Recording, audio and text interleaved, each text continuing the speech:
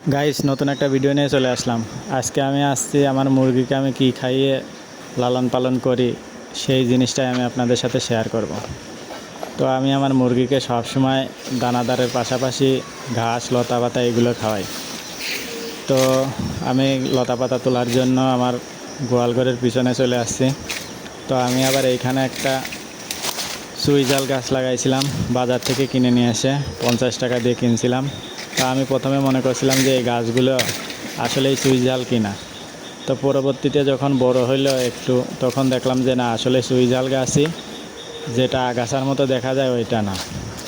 তো সুই গাছটা মাশাল্লাহ এখন সুন্দর হয়েছে। চারপাশের আগাছাগুলো পরিষ্কার করে দিলাম। পরিষ্কার করে দেওয়ার পরে আমি এখন লতা পাতাগুলো তুলবো। তো এইখানে অনেকগুলো লতা পাতা দেখা যাইতেছে, এগুলো আগে তুলে নিই। এইগুলো অনেক মোটা মোটা, অনেক তরতাজা লতা গাছ। তো এইগুলো আমি তুলে নিলাম। তুলে নেওয়ার পরে নিচে থেকে আরও কয়েকটা গাছ তুলে নিলাম। লতা পাতাগুলা দেখেন, আগাছা যে এত সুন্দর হয় এইখানে না আসলে বুঝতে পারতাম না। দেখেন কত সুন্দর সুন্দর আগাছা লতা হয়েছে।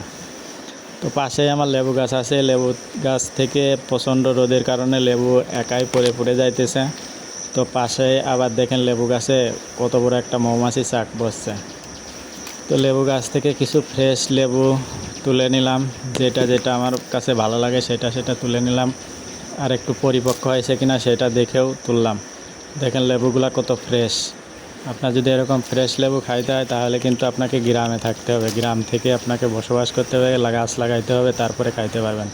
এরপরে যেগুলো পড়ে গেছিলো ওইগুলোও তুলে নিলাম, কারণ ওইগুলো আমি আমার মুরগিকে রস করে পানির সাথে মিশিয়ে খাওয়াই দিব।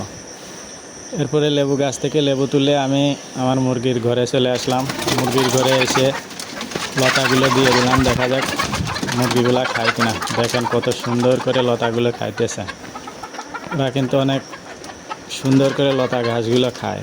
আর এগুলো খাওয়ার কারণে কিন্তু মুরগির রোগ প্রতিরোধ ক্ষমতা বৃদ্ধি পায়। দেখেন সবগুলো মুরগি আস্তে আস্তে আসবে। আর মুরগিগুলা দেখেন কত তরতাজা আর কত সুন্দর রোগমুক্ত। আমি সবসময় লতা পাতা এবং ঘাস এইগুলা খাওয়াই দেখে মুরগিগুলা দেখেন সবসময় সতেজ থাকে। তো মুরগির ঘরের বাইরে দেখেন কয়েকটা ডিম রেখে দিছি। এরকম ডিম খেতে হলে আপনাকে মুরগি পালন করতে হবে।